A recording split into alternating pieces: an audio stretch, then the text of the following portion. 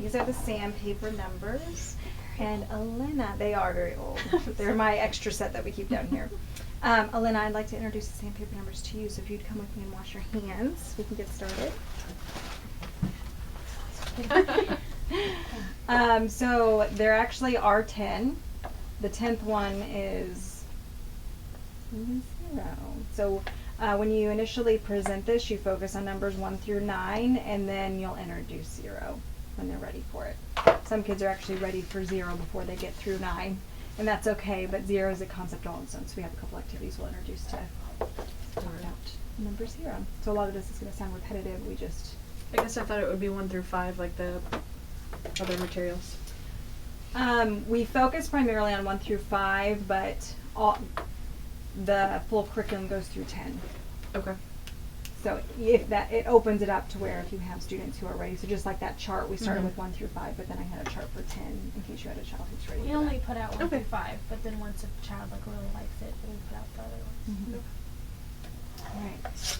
And so for this, if you only want to focus on the first 5 numbers or maybe even the first 3 numbers, you can just put those out.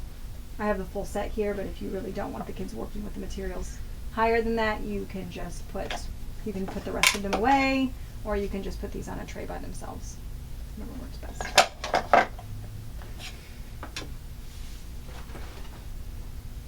One.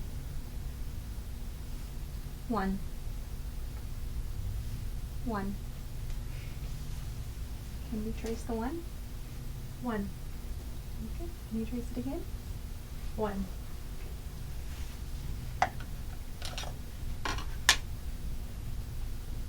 Two.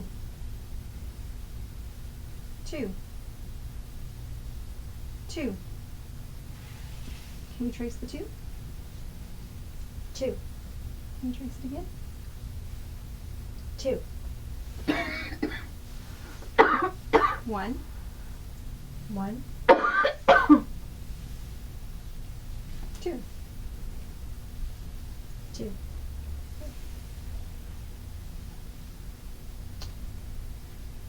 Do you know which number is 1? This one. Okay. Can you trace it? 1. Okay. Can you trace the number 2? 2. Okay. Can you hand me the number 1? Thank you. Can you hand me the number 2? Thank you. Can you trace the number 2? 2. Okay. Can you trace the number 1? 1. Okay. Can you trace and tell me what number that is? 2. Okay. Can you trace and tell me what number that is? 1. Very good. Alright, so depending on how well a child did with the first 3 period lesson, you can continue. You can add a 3 to that, and then you can do a 3 period lesson with all of them. Or if you know for sure they've mastered 1 and 2, you can put 1 and 2 away and do the same thing with the next 2 sets of numbers. So this process works as quickly or as slowly as the child is ready for it.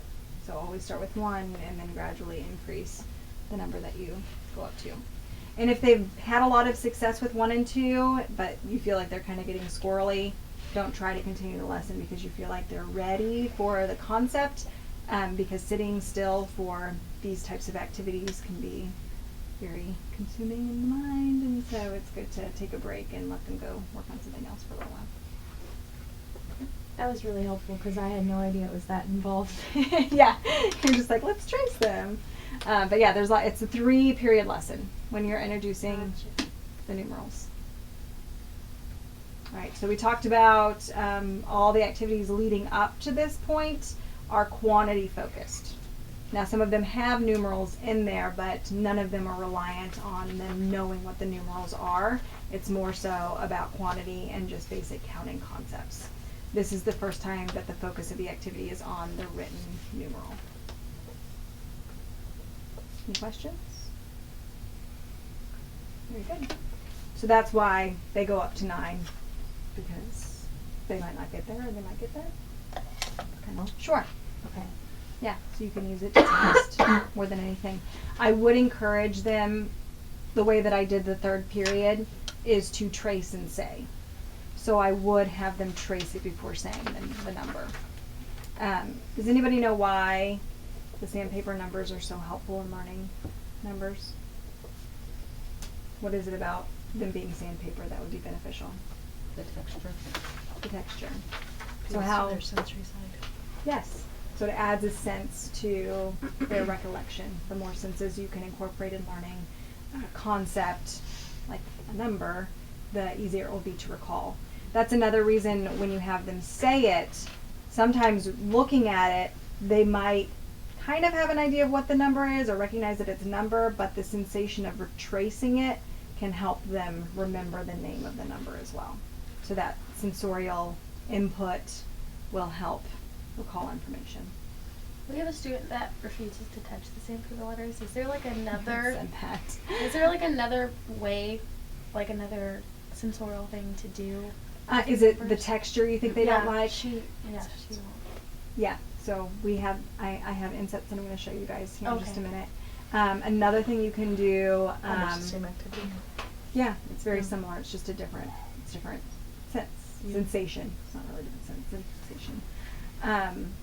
Something else that you can do is you could make your own sandpaper numbers. They wouldn't be sandpaper, but you could do a thick piece of cardstock and paste it to another piece of cardstock and then laminate it, and it will be raised. Okay. And so you could show them how to trace it on that, because then they feel when their finger leaves the Okay. number of the cardstock that it will fall off, and they'll be able to feel the outline of it. Okay. So that's an option. Right. Any other questions about sandpaper numbers?